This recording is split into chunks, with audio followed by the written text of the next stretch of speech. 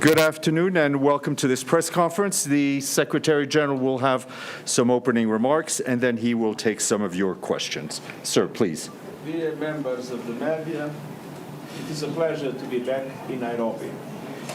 Kenya is a critical partner of the United Nations. It's not working. Okay. Dear members of the media, it is a pleasure to be back in Nairobi. Kenya is a critical partner of the United Nations, a powerful force on the global stage, and a pioneer of peace regionally and internationally. I'm particularly grateful to Kenya for agreeing to lead international efforts to quell the violence in Haiti. But this visit comes at a very difficult time for the country. I extend my deepest condolences to all those affected by the devastating floods that have swept through Kenya and neighboring countries. The United Nations stands in solidarity with the Kenyan people. And we will continue working hand in hand to support government relief efforts in any way that we can. Dear members of the media, I'm here for the United Nations Civil Society Conference focused on September's Summit of the Future in New York. Civil society is central to the summit's aims, advancing sustainable development, unlocking finance, and reshaping multilateralism for the 21st century. I'm delighted by the diverse participation at this conference, including many young people and representatives from African countries. Their contribution is vital.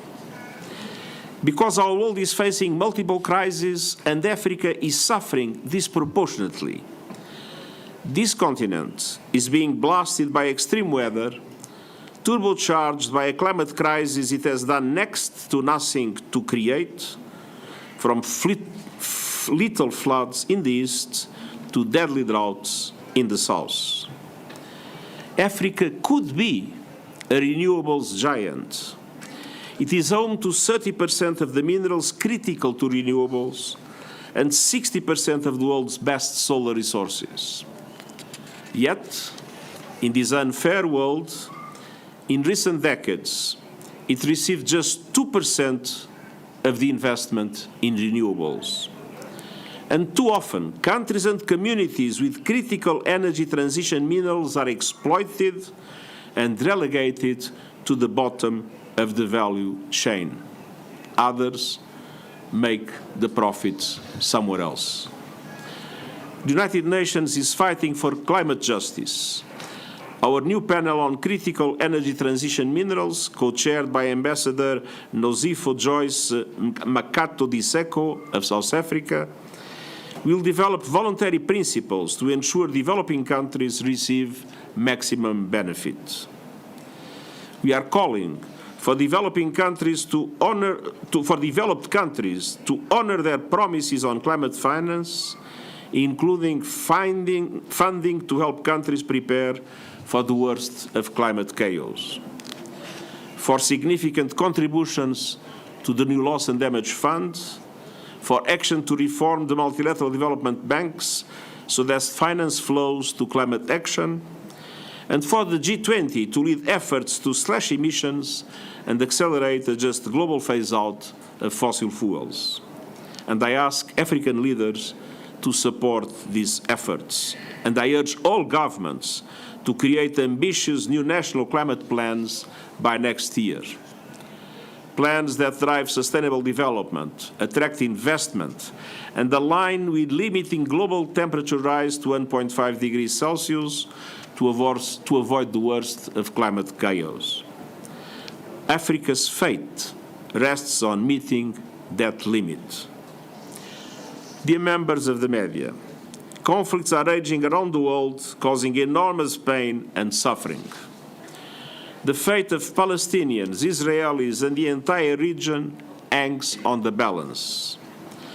I reiterate my appeal for the government of Israel and the leadership of Hamas to demonstrate political courage and spare no effort to reach agreement to stop the bloodshed and to free the hostages. The situation in Rafah is on a knife's edge as airstrikes continue throughout southern Gaza. Over 1 million Palestinians, half of whom are children, have crowded in the Rafah Governate for shelter. We are actively engaged with all involved for the resumption of the entry of life-saving supplies, including desperately needed fuel, through Rafah and Kerem Shalom crossings.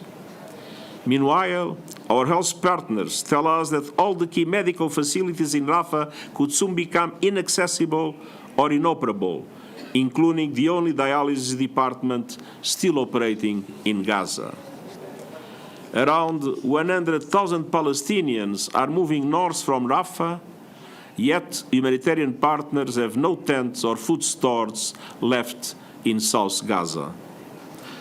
A massive ground attack in Rafah would lead to an epic humanitarian disaster and pull the plug on our efforts to support people as famine looms. International humanitarian law is unequivocal. Civilians must be protected. In particular, vulnerable people unable to relocate from active fighting must be protected wherever they seek shelter. Pregnant women, children, the injured, the sick, and other people and people with disabilities. Older people and people with disabilities. International humanitarian law is a must. It must be respected by all parties. And of course, what happens in Gaza has profound repercussions in the occupied West Bank, where we see a deeply disturbing spike in settler violence, excessive use of force by the Israeli Defense Force, demolitions and evictions. All of this speaks to the need for the international community to speak with one voice for an immediate humanitarian ceasefire in Gaza, the immediate and unconditional release of all hostages, and the massive surge in life-saving aid. Dear members of the media, the conflicts raging on the African continent are tearing lives and communities apart. The United Nations fully supports the African Union's work to silence the guns.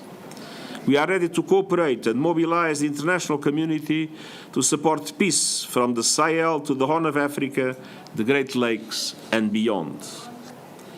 I am particularly concerned about the ongoing war in Sudan, where we are witnessing indiscriminate attacks against civilians, grotesque sexual violence against women and girls, and humanitarians blocked, attacked, and killed. Close to 9 million people have fled their homes. And the World Food Programme warns that the window of time to prevent starvation in Darfur is closing rapidly. Violent clashes in El Fasher are preventing aid getting through. An attack on the city would have devastating consequences for civilians and would likely see the conflict tear across Darfur. I'm also very concerned by reports of escalating violence in North and South Kordofan and Al Jazeera states. I call on all parties to abide by international humanitarian law, protect civilians, and facilitate full and unrestricted humanitarian access. Ultimately, we know that there is no military solution to this conflict. We need an urgent, coordinated international effort to deliver a political process that can get Sudan back on track. I welcome the steps taken to end the conflict, including efforts by the Intergovernmental Authority on Development, IGAD, the African Union, the League of Arab States, and through the Jeddah process. The United Nations, particularly my personal envoy, Ramtan Lamamra, will continue working closely with all parties to advance coordinated efforts towards an inclusive and lasting peace. A peace spearheaded by the region and owned by the Sudanese people. And I call on all countries to use their influence to get the warring parties to the negotiating table. Members of the media, the crises we face demand international solutions. The United Nations will never stop fighting to deliver for Africa and for all humanity, and I thank you. Thank you very much, sir. We'll take the first question from the Standard. Yes, please, if you give the mic, if you could raise your hand here. Thank you.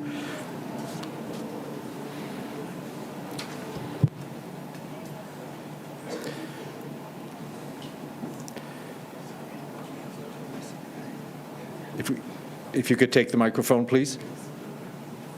That's all right. Just speak. If it doesn't work, just speak without it. That's fine. Just speak loudly, please. We have another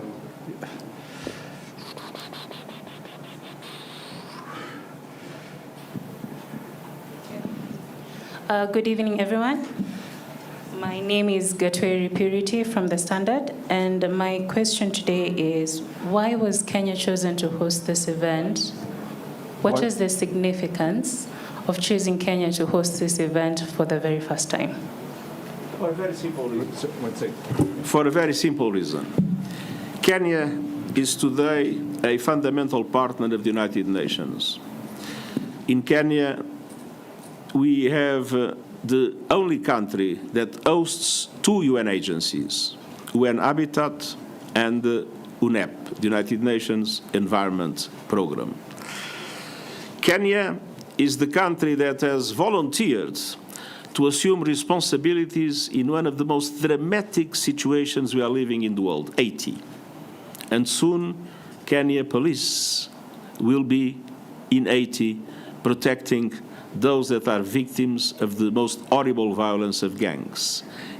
Kenya is a partner in all United Nations activities, from sustainable development to climate. I was here recently in the African Climate Summit. From peace and security in the region, as a mediator, always available, to human rights and to all other aspects of our activity. We felt it was very important that the meeting would take place in Africa, because Africa is in the center of our concerns when we look into a reformed multilateralism. If the present multilateralism has failed anywhere in the world, it has failed in Africa. This must be corrected.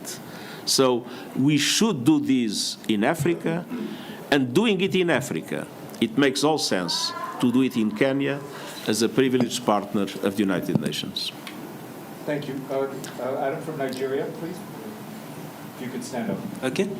Thank you, Mr. SG. My question is, what beyond Nairobi, post-Nairobi, what are you doing? What is your commitment towards ensuring that the various issues that have been discussed in this conference, there's a kind of meaningful engagement and follow-up on the issues as we move towards the summits of the future? Because oftentimes we come to this kind of conferences and we talk, but then not much happens beyond the conference. Thank you.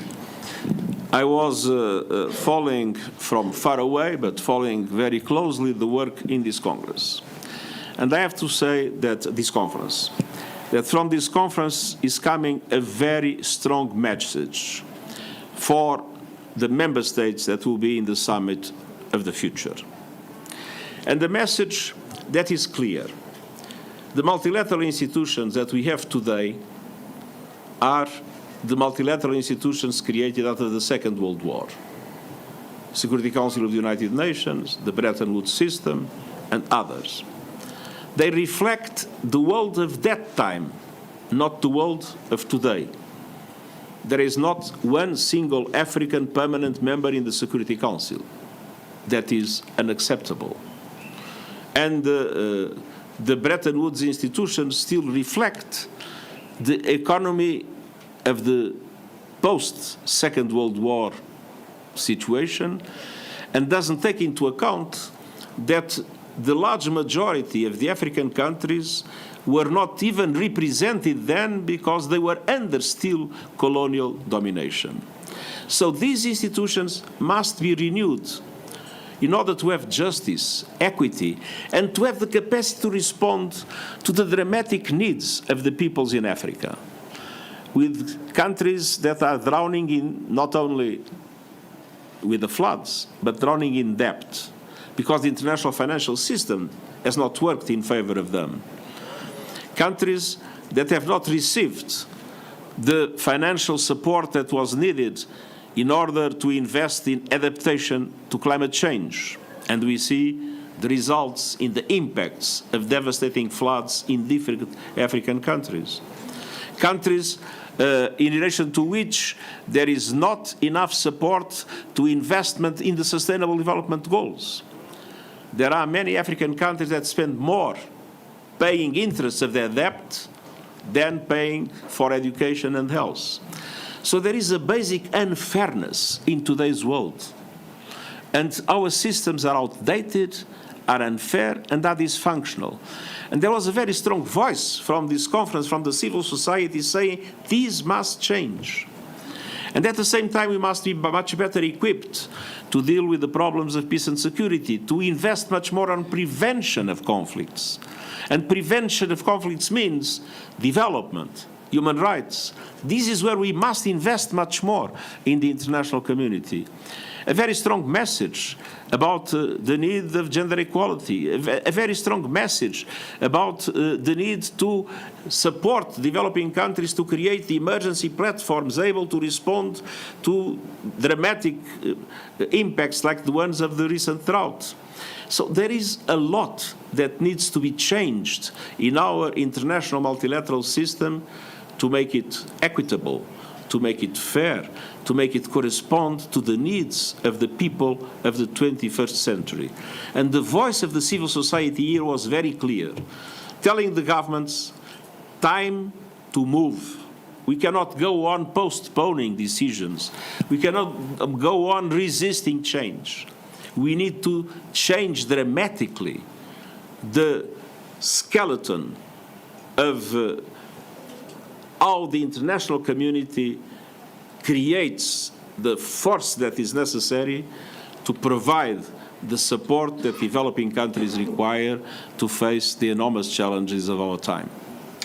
At the same time, a very strong message on the use of digital technologies, not as a privilege of the rich, but as something that will help developing countries to catch up more quickly and to be able to provide to their citizens the same rights that richer countries are able to provide. Thank you. Efe? In Spanish, if you want. Yes, good afternoon, everybody. Secretary General, my name is Mercedes Ortuño from the Spain's news agency, EFE. Thank you for being here and answering our questions. I have two of them. After the recent unsuccessful negotiations about the ceasefire in Gaza, do you think we will see a ceasefire soon, at least a temporary one? And yet, is Israel committing a genocide against Palestinians in Gaza, as some countries and human rights organizations have denounced? Thank you very much. First of all, we have been asking for a ceasefire, a humanitarian ceasefire, independently of any negotiations. We think that a ceasefire is necessary, as we think the release of hostages are necessary. And I strongly hope that it will be possible to go the extra mile and come to an agreement that would allow at least for a end of the bloodshed and for the release of the hostages and for unimpeded humanitarian access. Now, it's for the courts to qualify the legal concepts. But I don't need, in relation to that, to say more than what I'm going to say. The number of civilians that were killed in Gaza is unprecedented. You have more civilians killed in Gaza during a few months than the civilians, much more than the double, than the civilians killed after the Russian invasion of the Ukraine in more than 2 years. And there you had two of the most powerful armies in the world using the most sophisticated weapons with bombardments all over. And this has caused much less civilian casualties than the civilians in Gaza, which means that something is fundamentally wrong in the way this military operation has been conducted. Thank you.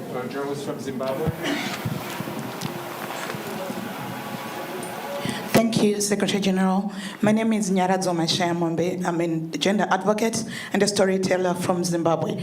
My question is pertaining to the outcomes of the civil society conference with the feminist lens. As we speak, there is a petition from the global feminists that they are not happy with the outcome document, which is the what is it? The impact coalitions, yes? As we move forward, the impact coalitions, they believe that they may not be as inclusive, they are not acknowledging what is already existing, the structures that have been existing, they may not be as inclusive, as I mentioned, for everyone. So I don't know what you think about that. Is there a room to relook as the women are speaking out? Thank you. The civil society is by nature diverse. This conference is not a conference in which we believe it would be possible that all members of the civil society would think exactly the same about all issues that are on the table. So it's natural that different opinions exist in relation to several issues. But I must say that beyond the questions that you raised and the others of the same nature, there was a fundamental movement in this civil society gathering, a fundamental movement claiming for justice and equity in the world, and for reforms of the international system to provide that justice and equity in the world. So I fully respect that in some aspects there are differences of opinion. We will take all into account, but we are extremely encouraged by the very dynamic contribution that the civil society is giving in this conference. Thank you. Gentleman in the blue shirt, blue jacket here. Can you speak? Thank you very much, Secretary General. My name is Njoroge Wanjegi from the Mount Kenya Times. From the Mount Kenya Times. And my question for you is in light of the Leave Nobody Behind. In light of? In light of Leave Nobody Behind. Leave no one behind. Leave no one behind.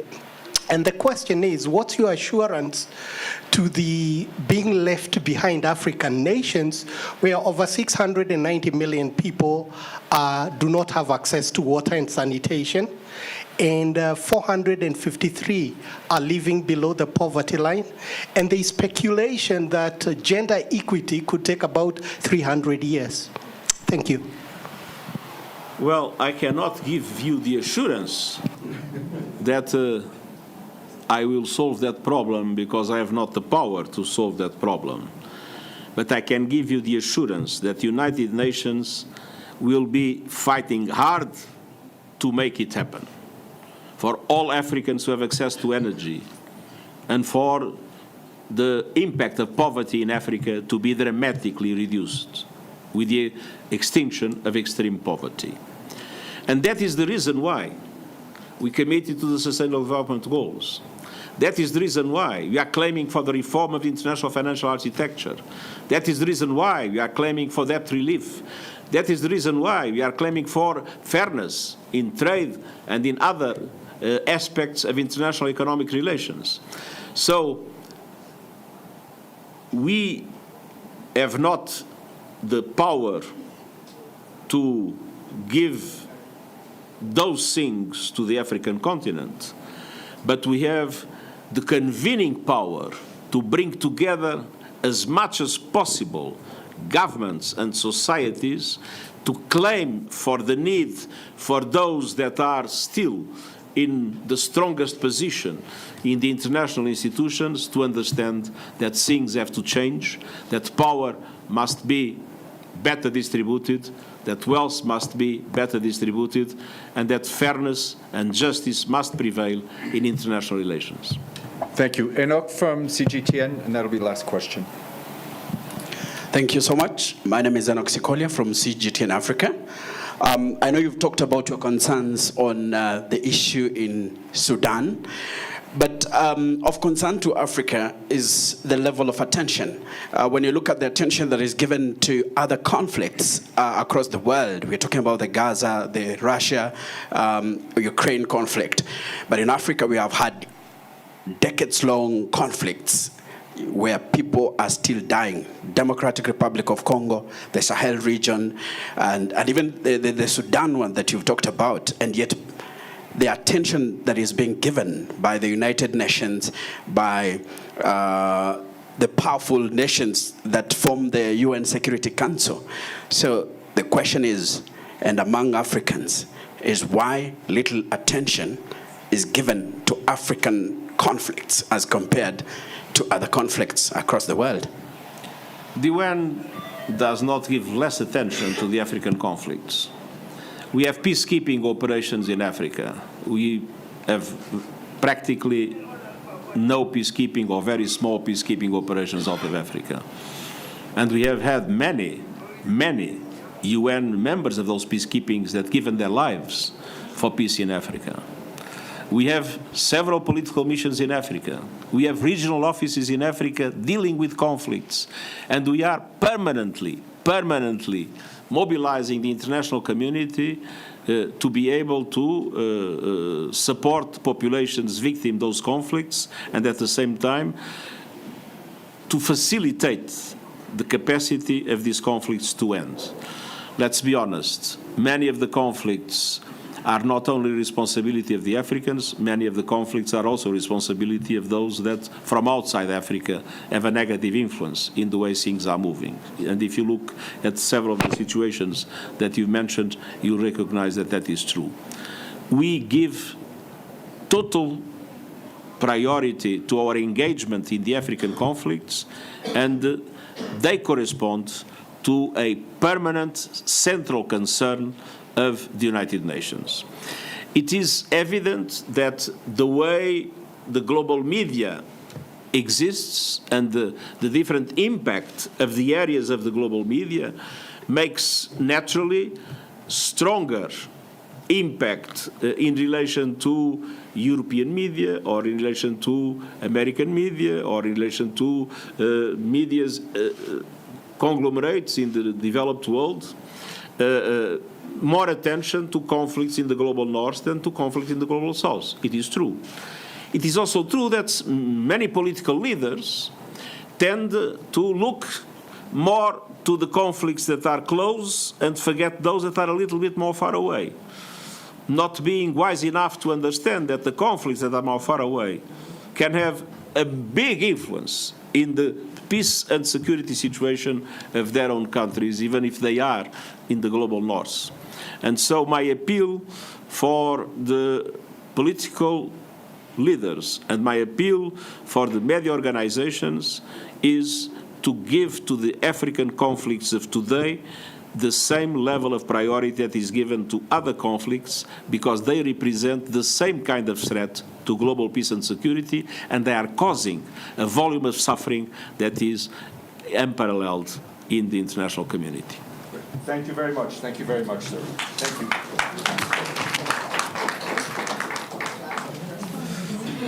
Thank you very much. All the best.